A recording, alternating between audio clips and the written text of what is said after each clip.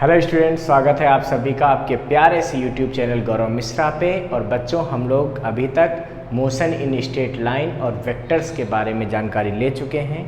आज हम लोग वेक्टर के बाद बात करने जा रहे हैं मोशन इन प्लेन में, ठीक है। और मोशन इन प्लेन में हम लोग बात करेंगे आज प्रोजेक्टाइल मोशन के बारे में। तो बच्चों, सबसे पहले तो बात आती है कि ये प्रोजेक्टाइल मोशन होता क्या है। तो मैं आपको बता दूं कि अगर किसी भी बॉडी को वर्टिकल के साथ किसी एंगल से थ्रो कर दिया जाए, ठीक है, तो वर्टिकल के साथ एक्यूट एंगल से इसको थ्रो कर दिया जाए। देखो वर्टिकल से एंगल क्या है, एक्यूट, ठीक है। तो ये जिस टाइप का मोशन परफॉर्म करती है, इस मोशन को हम लोग बोलते हैं प्रोजेक्टाइल मोशन, ठीक है। तो when an object is throne at acute angle from the vertical line, then which type of motion is performed is called projectile motion। आपने प्रोजेक्टाइल मोशन देख रखा होगा, आपने यूज भी किया होगा। जैसे अगर आप देखते हैं क्रिकेट मैच हो रहा है, तो जब एक फील्डर बॉल को पकड़ता है तो क्या करता है, ऐसे थ्रो करता है, तो वो कुछ इसी तरीके का पाथ लेते हुए जाती है। ये क्या है, प्रोजेक्टाइल मोशन। जब कोई बैट्समैन शॉट मारता है तो आपकी बॉल क्या होती है, कुछ इस टाइप से एक जगह से उछलती दूसरी तरफ गिरती है। ये क्या है, प्रोजेक्टाइल मोशन। कोई फुटबॉलर जब किक मारता है किसी गेंद को, तो वो बॉल किसी एंगल पे जाके ऐसे और कहीं पे गिरती है। ये क्या है, ये प्रोजेक्टाइल मोशन है। तो ऐसे बहुत सारे मोशन हैं जो प्रोजेक्टाइल मोशन की तरह होते हैं, ठीक है। तो अब हम इन सब के बारे में स्टडी करने वाले हैं। बच्चों, सबसे पहले बात हम करते हैं कि प्रोजेक्टाइल मोशन को मोशन इन प्लेन भी क्यों कहा जाता है। तो मैं आपको बता दूं कि जब किसी बॉडी पे जो एक्सेलरेशन है वो इनिशियल वेलोसिटी से किसी एंगल पर होता है। जैसे यहाँ देखो, इनिशियल वेलोसिटी इस तरफ है, एक्सेलरेशन कहाँ है, नीचे की तरफ है। तो इस तरह के मोशन को हम लोग बोलते हैं बच्चों मोशन इन प्लेन। तो मोशन इन प्लेन की डेफिनेशन क्या हुई, when the direction of acceleration is not in the direction of velocity या initial velocity, then this type of motion is called motion in plane. इस समय body एक plane में motion करती है, एक प्लेन में चल रही है। ये क्या है, ये एक मोशन इन प्लेन का एग्जाम्पल हो गया प्रोजेक्टाइल, ठीक है। अब बच्चों, हम बात करते हैं कि प्रोजेक्टाइल मोशन हमने समझ लिया कि प्रोजेक्टाइल मोशन क्या होता है, कि जब किसी बॉडी को हॉरिजॉन्टल के साथ किसी एंगल से थ्रो कर दिया जाएगा तो इसको हम लोग बोलेंगे क्या, प्रोजेक्टाइल मोशन। अब ऐसा जरूरी नहीं है, अगर हम कुछ हाइट से बात करें तो अगर हॉरिजॉन्टल में भी कोई बॉडी थ्रो कर दोगे तो ये भी प्रोजेक्टाइल मोशन कर लेगी। अगर आप पहले से ही कुछ हाइट पे बैठे हों, वहाँ से एक बॉडी थ्रो करें तो ये भी प्रोजेक्टाइल मोशन है। अगर आप किसी बॉडी को हाइट पर से किसी एंगल से थ्रो कर दें तो ये वाला भी मोशन क्या है, प्रोजेक्टाइल मोशन है। तो ये बहुत सारे प्रोजेक्टाइल मोशन जो है पॉसिबल होते हैं। अब बच्चों, हमको सबसे पहले तो यहाँ पे ये बात करनी है कि ये जो प्रोजेक्टाइल मोशन है, ठीक है, इनमें इनका ट्रेजेक्ट्री कैसा होता है। ट्रेजेक्ट्री का मतलब होता है पाथ। फिर हम समझेंगे, इनके फार्मूले कुछ डिराइव करेंगे बेसिक प्रोजेक्टाइल मोशन के, और उसके बाद इस पर हम कुछ न्यूमेरिकल्स ट्राई करेंगे। तो आज सबसे पहले तो हम प्रोजेक्टाइल की बेसिक जानकारी लेते हैं, ठीक है। बेसिक जानकारी का मतलब है कि जैसे हमने किसी ऑब्जेक्ट को थ्रो कर दिया, ठीक है, कुछ इस तरीके से, तो क्या होता है। तो देखिए, इस ऑब्जेक्ट में दो तरह की वेलोसिटी इस सिचुएशन में होती है। मतलब जब प्रोजेक्टाइल मोशन ऑब्जेक्ट करता है तो उसमें दो तरह की वेलोसिटी होती है। एक होती है बच्चों इसमें हॉरिजॉन्टल वेलोसिटी और एक होती है वर्टिकल वेलोसिटी। क्यों, ऊपर भी ये जा रहा है, ये बॉडी क्या हो रही है, ये ऊपर भी जा रही है लगातार, ठीक है, ये बॉडी ऊपर भी जा रही है, मतलब हाइट कवर कर रही है, साथ ही साथ आगे भी बढ़ती जा रही है। इसका मतलब ये एक्स एक्सिस में भी अपना डिस्प्लेसमेंट कर रही है। इसका मतलब जैसे ऐसे आपने इस पेन को उठाया और ऐसे थ्रो कर दिया तो ये ऐसे आएगा।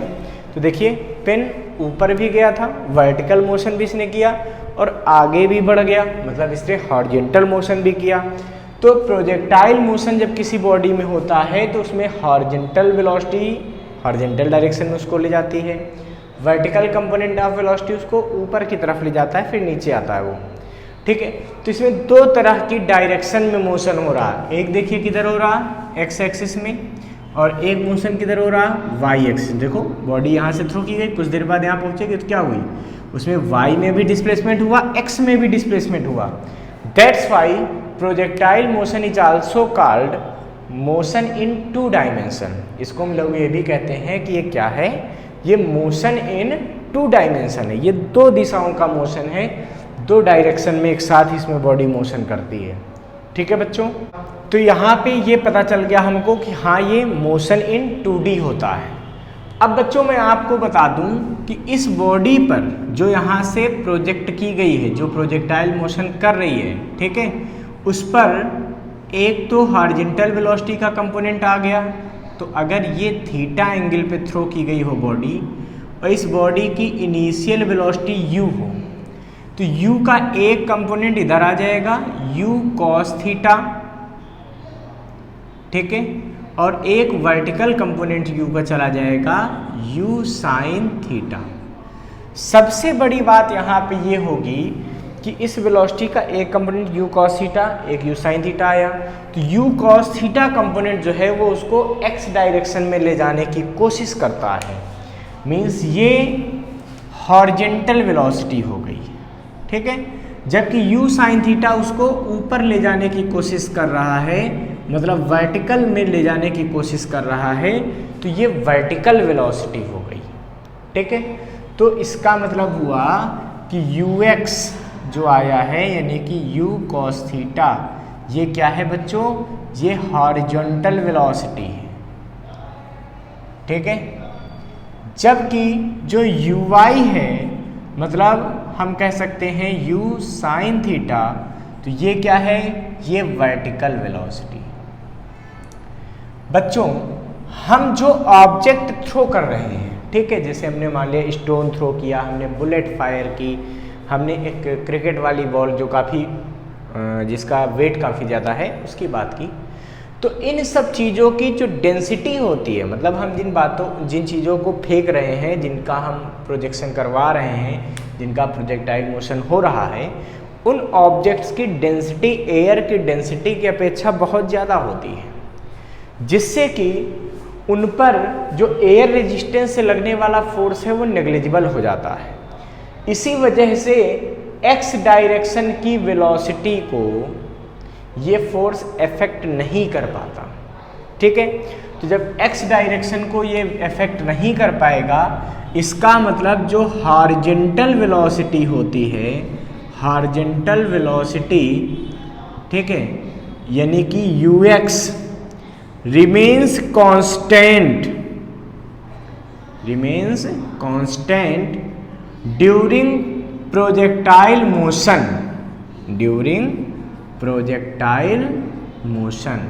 तो प्रोजेक्टाइल मोशन के समय जो हॉरिजॉन्टल वेलोसिटी है वो कांस्टेंट रहती है। क्यों?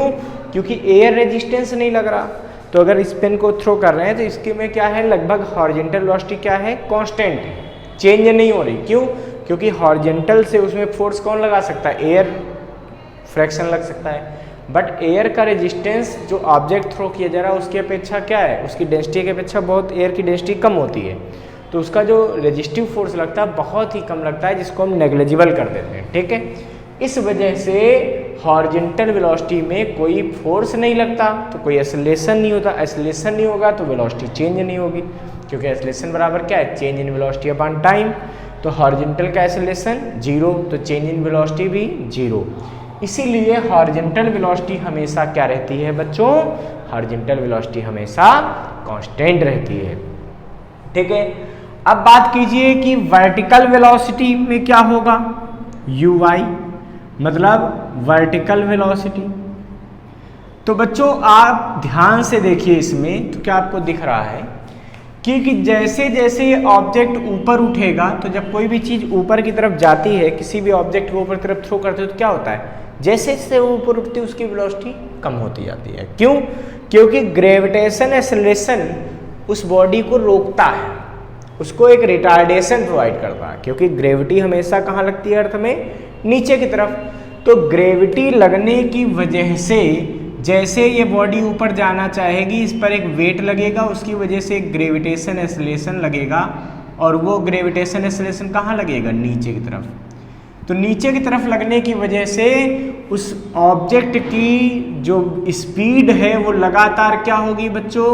वर्टिकल स्पीड की बात करो, हॉरिजॉन्टल नहीं, वर्टिकल स्पीड। तो ये वर्टिकल स्पीड जो है उस ऑब्जेक्ट की लगातार क्या होगी? डिक्रीज होती जाएगी, और डिक्रीज होते होते वर्टिकल स्पीड क्या हो जाती है? जीरो। कहाँ जीरो होती है? At highest point. तो at highest point vertical speed becomes zero, मतलब ये Vy क्या हो जाएगी? जीरो हो जाएगी। ठीक है। और फिर वो ऑब्जेक्ट जैसे से गिरेगा तो ये अब अभी तक ये यहाँ पे क्या कर रहा था? यहाँ तक वो रिटार्डेशन दे रहा था, यहाँ तक वो क्या कर रहा था? रिटार्डेशन था। ठीक है। अब इसके बाद वो क्या करेगा स्मॉल जी? उसकी स्पीड को बढ़ाने लगेगा। होता है ना, जैसे कोई चीज़ ऊपर की तरफ थ्रो करते हो तो पहले उसकी स्पीड लगातार घटती है, मतलब स्मॉल जी रिटार्डेशन देता है, लेकिन जब वो नीचे आने लगता है तो वही स्मॉल जी उसको क्या करता है? सपोर्ट करता है, उसकी स्पीड को बढ़ाता है। तो लगातार इसकी स्पीड इधर बढ़ेगी, मतलब इधर जो है उसको क्या मिलेगा? एक एक्सेलरेशन मिलेगा। कहाँ? यहाँ से हाईएस्ट पॉइंट से यहाँ तक। ठीक है।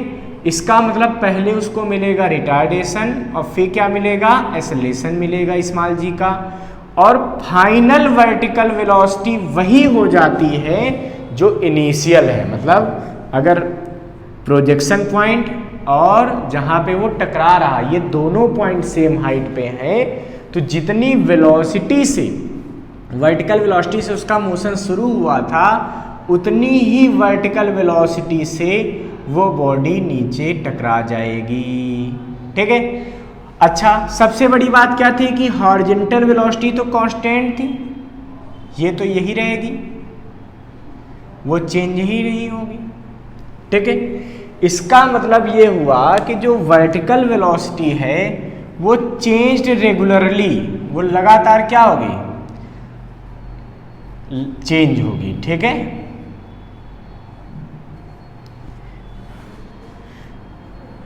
और ये डिक्रीज होगी, decreasing when object moves upward, but increasing when object moving downward. जब ऑब्जेक्ट नीचे की तरफ आएगा तो क्या होगी? वर्टिकल वेलोसिटी उसकी इंक्रीज होगी, और जब ऑब्जेक्ट ऊपर जाएगा तो उसकी जो वर्टिकल वेलोसिटी है वो क्या होगी? डिक्रीज होगी। क्या मेरी इतनी बात क्लियर है? तो जब तक वो ऊपर गया उसकी वर्टिकल वेलोसिटी डिक्रीज हुई, यहाँ पे जीरो हो गई वर्टिकल वेलोसिटी, और यहाँ पे फिर वही हो गई वर्टिकल वेलोसिटी जो पहले थी, बस केवल उसकी क्या होगी? डायरेक्शन बदल गई। अब बच्चों यहाँ पे ऐसा क्वेश्चन अगर आपसे पूछ दिया जाए कि eight highest point what is the velocity of the body during projectile motion, तो हाईएस्ट पॉइंट पे क्या वेलोसिटी बचेगी? तो देखिए वर्टिकल वेलोसिटी, ठीक है, तो घटते घटते घटते यहाँ जीरो हो गई, लेकिन हॉरिजॉन्टल वेलोसिटी तो चेंज हुई नहीं, तो ये तो u cos थीटा यहाँ रहेगी, u cos थीटा यहाँ, u cos थीटा यहाँ, u cos थीटा यहाँ, u cos थीटा यहाँ। क्यों? क्योंकि हॉरिजॉन्टल वेलोसिटी चेंज होती नहीं है। तो एट हाईएस्ट पॉइंट, ठीक है, velocity of body u cos theta means horizontal velocity highest point पर बचेगी। क्लियर है? और थ्रो करते समय अगर वेलोसिटी को मैं वेक्टर फॉर्म में लिखूं, अगर वेलोसिटी ऑफ प्रोजेक्शन, ठीक है, यहां से थ्रो करने की वेलोसिटी u, ये आपको दिया हो u cos theta i plus u sin theta j।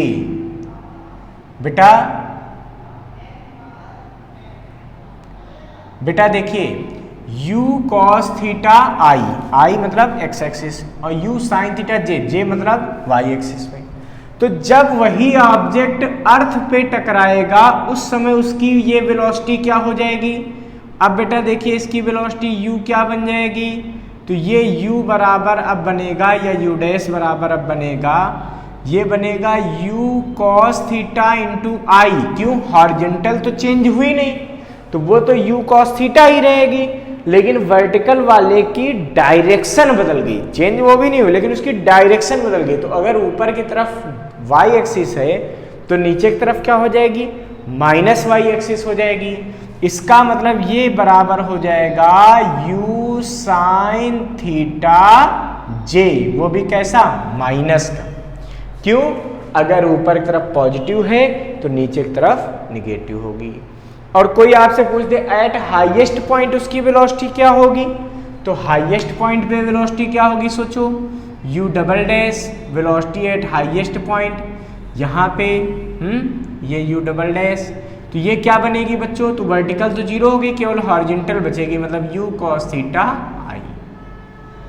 ठीक है, ये हाईएस्ट पॉइंट की वेलोसिटी हो गई, ये इनिशियल की वेलोसिटी हो गई, और ये फाइनल जहाँ पे टकराई वहाँ की वेलोसिटी हो गई। इस तरीके से प्रोजेक्टाइल मोशन में आप अलग अलग जगह की वेलोसिटी निकाल सकते हैं। बच्चों सबसे बड़ी बात आती है प्रोजेक्टाइल मोशन में कि जब हम थ्रो करते हैं तो दो तरह की वेलोसिटी है, कि u cos थीटा है कि u sin थीटा। लेकिन देखिए u cos थीटा का u sin थीटा से एक बार वैल्यू होने के बाद कोई मतलब नहीं बचा, मतलब इस वेलोसिटी में कोई चेंज नहीं हो रहा और ये लगातार चेंज हो रही वर्टिकल वेलोसिटी, लेकिन इसके चेंज होने से इस पर कोई फर्क नहीं पड़ रहा, इसके कांस्टेंट होने से इस पर कोई फर्क नहीं पड़ रहा। तो आप लोग ये चीज़ माइंड में सेट कर लीजिए कि जब कोई बॉडी प्रोजेक्टाइल मोशन करती है तो उसकी एक दो तरह के मोशन होते हैं, एक हॉरिजॉन्टल और एक वर्टिकल। हॉरिजॉन्टल मोशन का वर्टिकल मोशन से कोई लेना देना नहीं, वर्टिकल मोशन का हॉरिजॉन्टल मोशन से कोई लेना देना नहीं। मतलब जहाँ पे हम हॉरिजॉन्टल वेलोसिटी यूज करेंगे वहाँ हॉरिजॉन्टल डायरेक्शन के मोशन की बात करेंगे, जहाँ वर्टिकल वेलोसिटी यूज करेंगे वहाँ वर्टिकल मोशन की बात करेंगे। ठीक है बच्चों, तो इस तरीके से हम ये कॉन्सेप्ट क्लियर कर चुके हैं कि हाँ हॉरिजॉन्टल वेलोसिटी क्या होती है, वर्टिकल वेलोसिटी क्या होती है, और हॉरिजॉन्टल वेलोसिटी क्यों कांस्टेंट होती है, वर्टिकल वेलोसिटी क्यों चेंज होती है, प्रोजेक्शन की वेलोसिटी इतनी होती है, जहाँ पे ये बॉडी टकराती है वहाँ की वेलोसिटी इतनी होती है, और जहाँ हाईएस्ट पॉइंट होता है उसकी वेलोसिटी ये होती है। इसको आप लोग नोट कर लीजिए, फिर हम आगे बात करते हैं बच्चों। अब हम बच्चों बात करते हैं पाथ यानी कि trajectory of the projectile motion. किसी प्रोजेक्टाइल मोशन की क्या ट्रैजेक्टरी होती है, उसका क्या पाथ होता है, इस बात पे आज हम डिस्कस करने जा रहे हैं बच्चों। अब देखिए ट्रैजेक्टरी को कैसे निकाला जा सकता है। तो सपोज कर लेते हैं कि एक बॉडी को हमने हॉरिजॉन्टल से थीटा एंगल पे थ्रो कर दिया। ये कोई बॉडी थी, इसको हमने क्या किया बच्चों, हॉरिजॉन्टल से थीटा एंगल पे थ्रो कर दिया। ठीक है, और ये बॉडी इस तरह का पाथ लेते हुए यहाँ पे कुछ डिस्टेंस पर ऐसे गिर गई। और हमने इस बॉडी को इनिशियल वेलोसिटी u दे दिया। Suppose that a body is throwing at angle theta from the horizontal with initial velocity u, then we can divide this velocity into two components. One is along x-axis and other is along y-axis.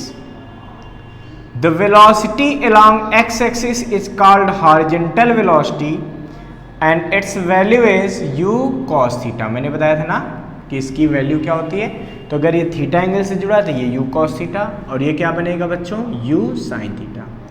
अब ऐसा जरूरी मत समझ लेना कि horizontal velocity हमेशा u cos theta, vertical u sin theta होगी, नहीं।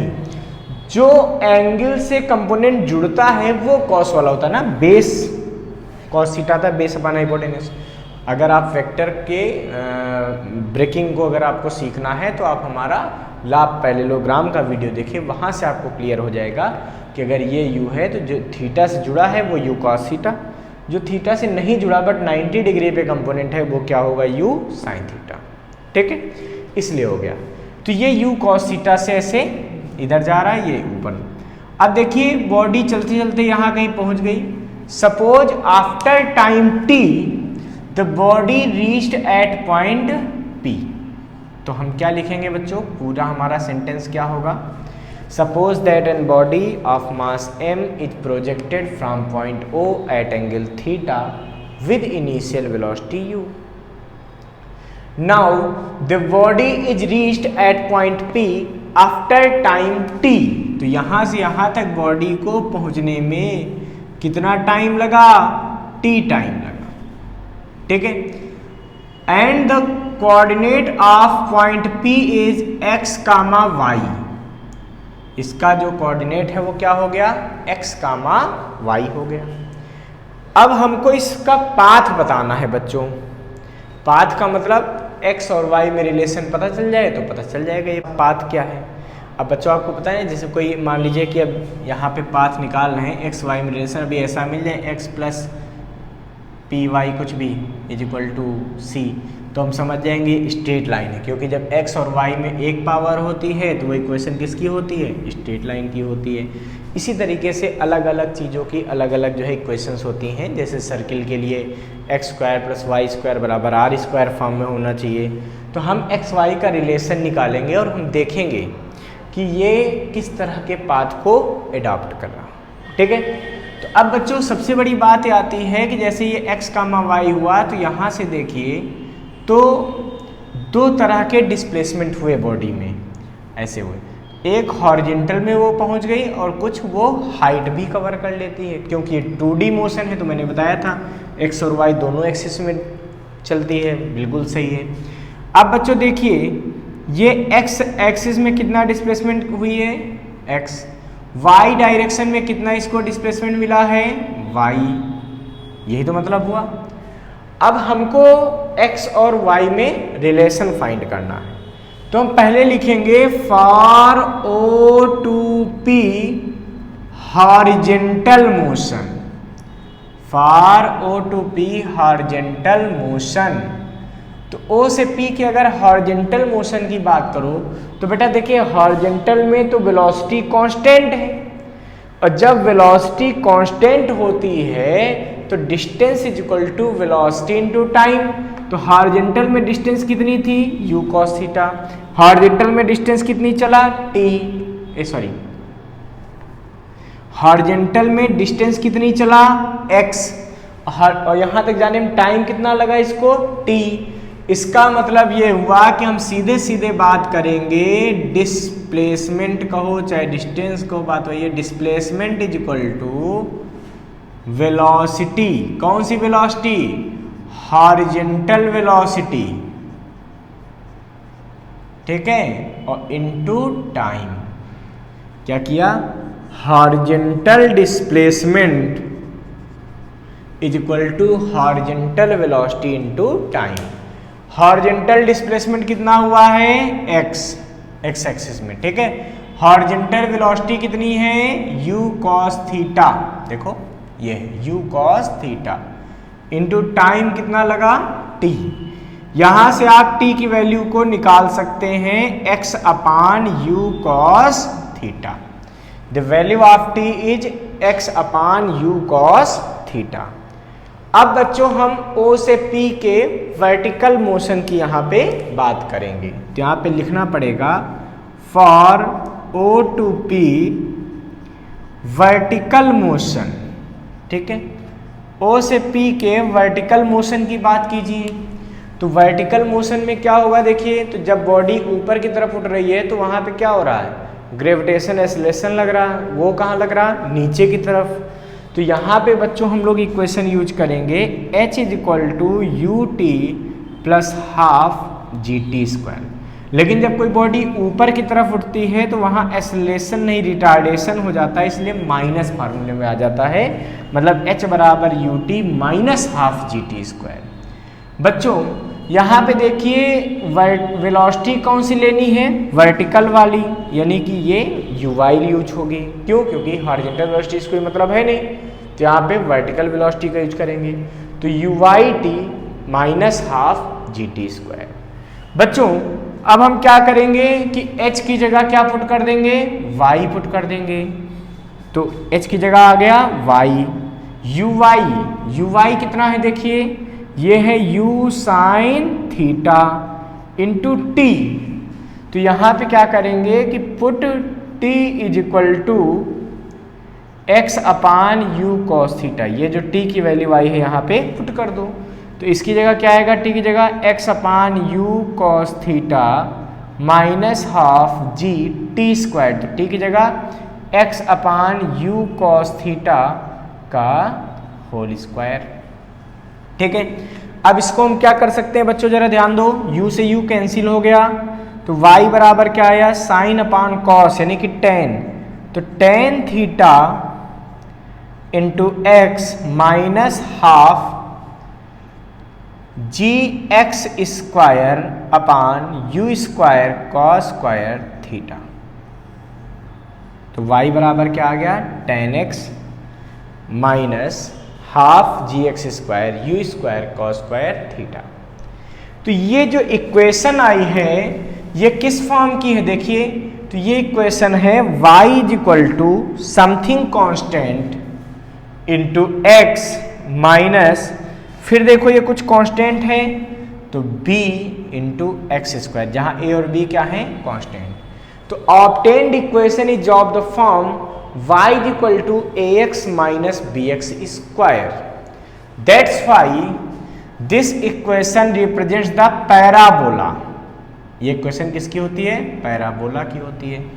सो the path of projectile is parabolic.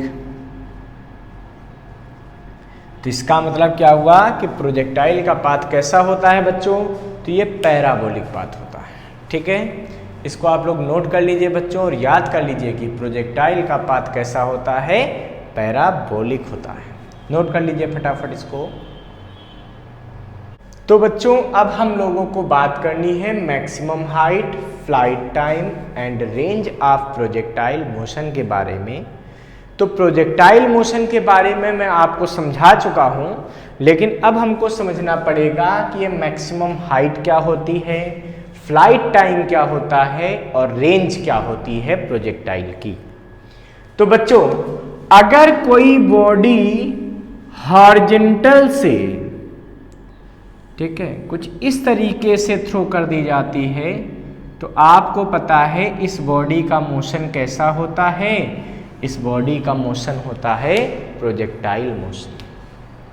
ठीक है, हम बात कर रहे हैं बच्चों कि यहां से हमने किसी बॉडी को u वेलोसिटी से थ्रो किया, सपोज कीजिए कितने एंगल पर, थीटा एंगल पे। तो इस वेलोसिटी के बच्चों आपको पता है दो कंपोनेंट आप कर सकते हैं, एक क्या होगा, ये होगा u cos थीटा, और एक क्या होगा, एक इधर जाएगा, वो होगा u sin थीटा। ठीक है, अब बच्चों सबसे बड़ी बात ये आती है कि मैक्सिमम हाइट क्या है। तो आपको पता है कि ये बॉडी ऊपर की तरफ उठती जाएगी उठती जाएगी उठती जाएगी उठती जाएगी और इसका वर्टिकल वेलोसिटी डिक्रीज होता जाएगा। Eight highest point it's vertical velocity becomes zero. यहाँ पे उसका वर्टिकल वेलोसिटी क्या हो जाएगा, जीरो हो जाएगा। यही पॉइंट क्या होता है, सबसे ज़्यादा ऊंचाई पे होता है। ये हॉरिजॉन्टल है, सबसे ज़्यादा ऊंचाई पे है। इसी को हम लोग बोलते हैं मैक्सिमम हाइट, यानी कि मैक्सिमम हाइट को हम लिखते हैं बच्चों h से। तो ये क्या है, मैक्सिमम हाइट है। मतलब जब किसी बॉडी को प्रोजेक्ट करते हैं किसी एंगल से तो जितना वो मैक्सिमम हाइट कवर कर सकती है वो क्या कहलाती है, उसकी मैक्सिमम हाइट। ठीक है, अब बॉडी यहाँ से चलती चलती चलती चलती आपको पता है यहाँ पे फिर से वापस यहाँ सेम एंगल पे, उसी थीटा एंगल पे हॉरिजॉन्टल से, ठीक है, ये गिर जाएगी। ठीक है, इतनी बात तो मेरी क्लियर है आपको। अब देखिए बच्चों यहाँ पे सबसे बड़ी बात क्या आती है। अब यहाँ पे सबसे बड़ी बात ये आती है कि जो बॉडी यहाँ से यहाँ तक पहुँची तो उसको पहुँचने में कुछ टाइम लगा होगा। तो जो यहाँ से मतलब प्रोजेक्शन पॉइंट से, और ये मैक्सिमम हाइट वाले पॉइंट को नाम दे देते P, और ये जहाँ पे फिर से टकराएगी अर्थ से उस पॉइंट को नाम देते Q। तो O से Q तक किसी ऑब्जेक्ट को जाने में जो टाइम लगा है वो टाइम उसका कहलाता है फ्लाइट टाइम, इसको टी से लिखते हैं, ये फ्लाइट टाइम हो गया। रेंज क्या है? तो जहां से हम थ्रो करते हैं तो बॉडी चलती चलती चलती चलती चलती चलती कुछ डिस्टेंस पर गिरती है, तो वो हॉरिजॉन्टल में जितनी डिस्टेंस कवर करती है ये बच्चों कहलाती है उसकी रेंज। इसको हम लोग क्या बोलते हैं? रेंज ऑफ प्रोजेक्टाइल, इसको आर से लिखते हैं। हमको इस डेरिवेशन में एच, आर और टी तीनों की वैल्यू को कैलकुलेट करना है। हम बच्चों इसको कैसे सॉल्व कर सकते हैं? तो देखिए सबसे बड़ी बात यहाँ पे आती है कि जैसे आपने u वेलोसिटी से बॉडी को थ्रो कर दिया, तो यहाँ पे इनिशियल वर्टिकल वेलोसिटी उसकी क्या हो गई? uy, और जो हॉरिजॉन्टल वेलोसिटी इनिशियल है इसकी वैल्यू होगी ux। तो इनिशियल वर्टिकल वेलोसिटी कितनी है? uy, इनिशियल हॉरिजॉन्टल वेलोसिटी कितनी है उसकी? ux। ठीक है, एट हाईएस्ट पॉइंट उसकी वर्टिकल वेलोसिटी क्या हो जाएगी? 0, लेकिन एट हाईएस्ट पॉइंट भी उसकी हॉरिजॉन्टल वेलोसिटी वही रहेगी बच्चों, ux, जो यहाँ पे वही यहाँ। क्यों? तो उसकी वर्टिकल वेलोसिटी अब वही हो जाएगी जो कि थ्रो करते समय उसकी थी।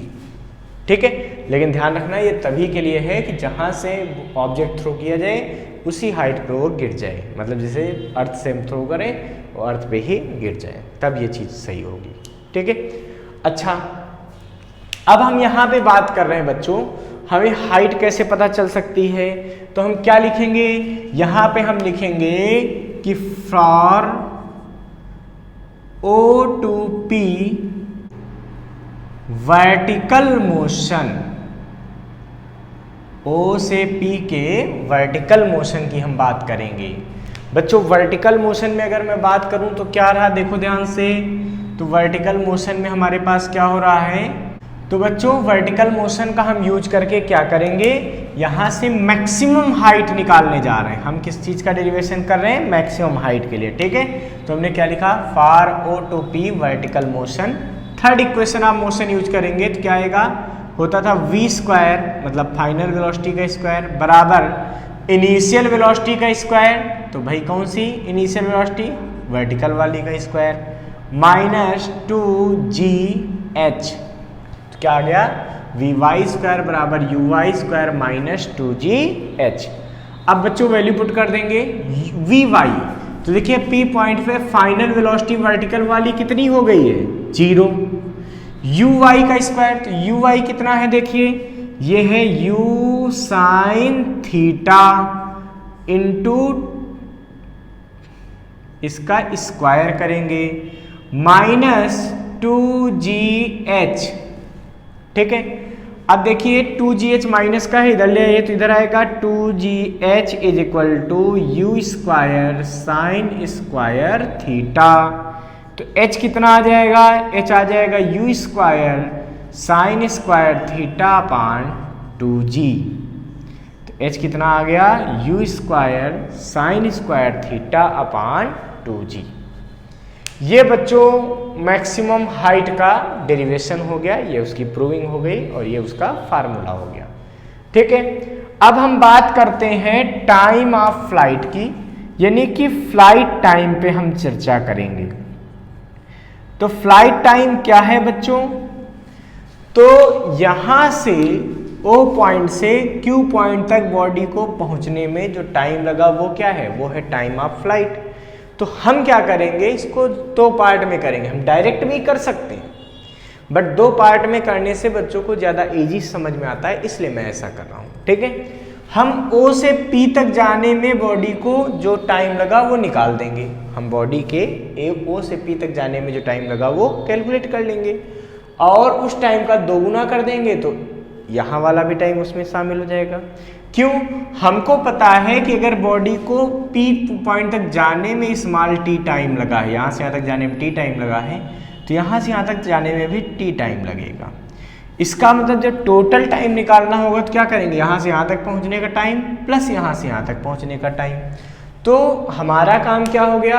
हम O से P तक पहुँचने का टाइम पहले कैलकुलेट करेंगे। जब वो आ जाएगा तो फिर P से Q तक जाने का टाइम निकालेंगे और उन दोनों को ऐड कर देंगे। तो हमको तो चूंकि पता चल चुका है दोनों सेम हैं, इसलिए इनको हम डायरेक्ट क्या करेंगे, जैसे स्मॉल टी निकल आया तो उसका डबल कर देंगे तो टोटल टाइम निकल आएगा। समझ में आ गई बात? बहुत बढ़िया। अब बच्चों हम देखिए इसको कर कैसे सकते हैं, तो हम लिखेंगे for O to P vertical motion. किसके लिए बात हो रही है बच्चों? O से P के वर्टिकल मोशन के लिए। अब देखिए वर्टिकल मोशन के लिए आप बात करेंगे तो क्या इक्वेशन लगेगी, यहाँ पे लगाते हैं बच्चों फर्स्ट इक्वेशन, मतलब वी वाई बराबर u y minus g t. देखिए v equal to u minus g t होता है ना, तो जब कोई बॉडी ऊपर उठती है तो वही लगा दिया। क्यों? क्योंकि यहाँ से यहाँ तक रिटार्डेशन काम कर रहा है स्मॉल जी, इसलिए माइनस का लग गया। अब बच्चों वैल्यू पुट करो यू वी वाई कितना है, देखिए final velocity at point P point पे फाइनल वेलोसिटी होगी तो वो कितनी है वी वाई, तो वी वाई पी पॉइंट पे क्या है 0। U y initial velocity O point पे ये कितनी है बच्चों, u sine theta minus g t. तो अगर इस जी टी को इधर उठा लाओ तो आपके पास क्या मिलेगा, यहाँ से ये जी टी इधर आ जाएगा तो क्या बचेगा बच्चों, g t is equal to u sine theta या t is equal to u sine theta upon g. This is the time taken by the body from point O to P। अच्छा, O से P तक जाने में T time लगा, P से Q तक जाने में T टाइम लगा, तो टोटल टाइम कितना लगा T प्लस T यानी कि 2T। तो यहां पे लिखेंगे so flight time capital T is equal to 2 into small t. ठीक है, तो इसको डबल कर दो बच्चों तो क्या आ जाएगा, T इज इक्वल टू ये आ गया 2 और स्मॉल टी की value u sine theta upon g. This is the flight time of the body. ठीक है, अब हम बात करेंगे बच्चों यहां से कि हम रेंज कैसे कैलकुलेट कर सकते हैं। ठीक है, तो रेंज ऑफ प्रोजेक्टाइल। ठीक है, तो रेंज निकालने का बहुत सिंपल सा तरीका है भाई, हॉरिजॉन्टल में डिस्टेंस निकालनी है तो हमको पता हॉरिजॉन्टल मोशन का यूज करना पड़ेगा। क्यों? क्योंकि हमने बताया था ना वर्टिकल मोशन का हॉरिजॉन्टल मोशन से कोई लेना देना नहीं है। तो for horizontal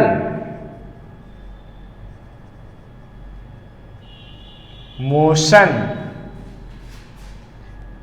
from O to Q, O से Q के हॉरिजॉन्टल मोशन के लिए, तो हॉरिजॉन्टल मोशन की जब हम बात करेंगे तो क्या करेंगे, डिस्प्लेसमेंट इज इक्वल टू कौन सा displacement, horizontal displacement is equal to horizontal velocity into flight time हो जाएगा। ये क्या हो जाएगा, फ्लाइट टाइम हो जाएगा। इसका सीधा सा मतलब ये हुआ कि हॉरिजॉन्टल रेंज जब हमको चाहिए तो ये क्या आ जाएगा r, ठीक है, is equal to horizontal velocity. Horizontal velocity कितनी देखो, u cos theta into flight time. तो देखिए फ्लाइट टाइम कितना, यहां से यहां तक जाने में टोटल टाइम कितना लगा, देखिए ये हम निकाल चुके हैं 2u sine theta upon g. That's why the value of range becomes 2u square.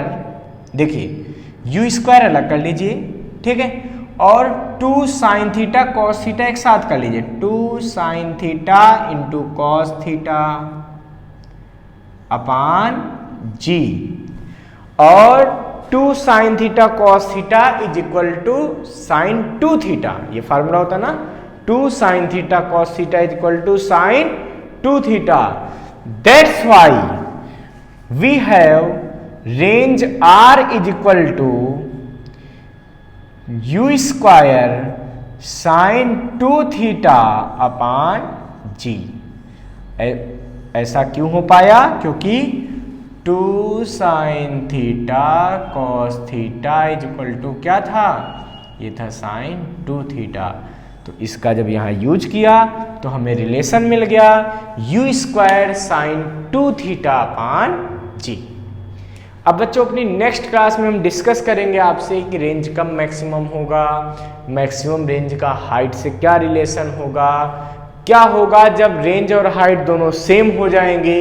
इस तरह की बहुत सारी प्रॉब्लम्स को सॉल्व करेंगे अपनी नेक्स्ट क्लास में। तब तक आप हमारे साथ जुड़े रहिए, लगातार पढ़ाई करते रहिए। थैंक यू बच्चों।